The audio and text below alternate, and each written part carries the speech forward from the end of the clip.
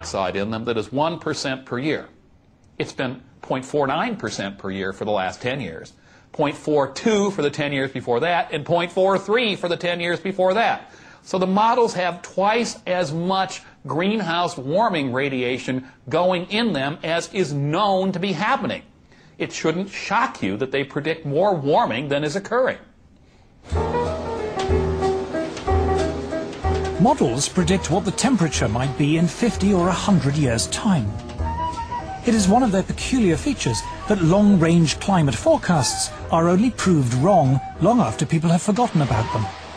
As a result, there is a danger, according to Professor Carl Wunsch, that modelers will be less concerned in producing a forecast that is accurate than one that is interesting.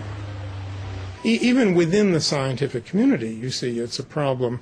If I run a complicated model and I do something to it, like melt a lot of ice into the ocean, and nothing happens, it's not likely to get printed.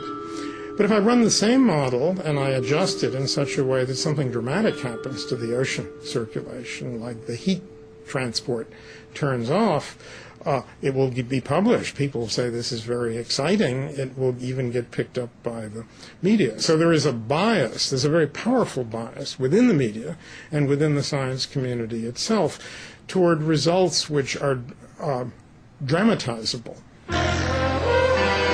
The Earth freezes over. That's a much more interesting story than saying, well, you know, it fluctuates around. Sometimes the mass flux goes up by 10%, sometimes it goes down by 20%, but eventually it comes back. Well, you know, which would you do a story on? I mean, that's what it's about. To the untrained eye, computer models look impressive, and they give often wild speculation about the climate the appearance of rigorous science. They also provide an endless source of spectacular stories for the media. The thing that has amazed me as a lifelong journalist is how the most elementary principles of journalism seem to have been abandoned on this subject. In fact, the theory of man-made global warming has spawned an entirely new branch of journalism. You've got a whole new generation of reporters, environmental journalists. Now, if you're an environmental journalist, and if the global warming story goes in the trash can, so does your job. It really is that crude. And the reporting has to get more and more hysterical because there are still, fortunately, a few hardened news editors around who will say, you know, this is what you were saying 5 years ago. But now it's much, much worse. You know, there's going to be 10 feet of sea level rise by next Tuesday or something. They have to keep on getting shriller and shriller and shriller. It is now common in the media to lay the blame for every storm or hurricane on global warming. But is there any scientific basis for this? This is purely propaganda. Every textbook in meteorology is telling you the main source of weather disturbances is the temperature difference between the tropics and the pole. And we're told, in a warmer world, this difference will get less. Now that would tell you you'll have less storminess, you'll have less variability. But for some reason that isn't considered catastrophic. So you're told the opposite. News reports frequently argue that even a mild increase in global temperature could lead to a catastrophic melting of the polar ice caps. But what does Earth's climate history tell us? We happen to have temperature records of Greenland that go back thousands of years. Greenland has been much warmer. Just 1,000 years ago, Greenland was warmer than it is today, yet it didn't have a dramatic melting event. Even if we talk about something like permafrost, a great deal of the permafrost, that icy layer under the forests of Russia, for example, 7,000 or 8,000 years ago melted far more than we're having any evidence about it melting now. So in other words, this is a historical pattern again, but the world didn't come to a crunching halt because of it. Professor Siunishi Akasofu is head of the International Arctic Research Center in Alaska.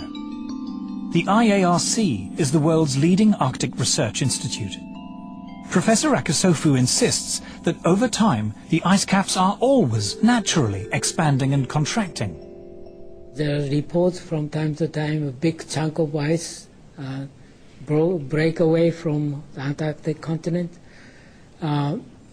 Those must have been happening all the time. But because now we have a satellite that can detect those, that's why they become the news. This data from NASA's meteorological satellites shows the huge natural expansion and contraction of the polar sea ice taking place in the 1990s. Practically all the TV programs that relate to global warming show big chunk of ice falling from the edge of the glaciers. But people forget that ice is always moving. News reports frequently show images of ice breaking from the edge of the Arctic. What they don't say is that this is as ordinary an event in the Arctic as falling leaves on an English autumn day. They ask me, did you see ice falling from the edge of the glaciers? Yes. That's the spring breakup. That's happened every year. Press come to us all the time, you know, I want to see something that the greenhouse disaster. I say there's none. Alarming television programs raise the fearful prospect of vast tidal waves flooding Britain. But what causes the sea level to change, and how fast does it happen? Sea level changes over the world in general are governed fundamentally by two factors. What we would call local factors, the relationship of the sea to the land, which often, by the way, is to do with the land rising or falling than anything to do with the sea. But if you're talking about what we call eustatic changes of sea, worldwide changes of sea, that's through the thermal expansion of the oceans, nothing to do with melting ice. And that's an enormously slow and long process.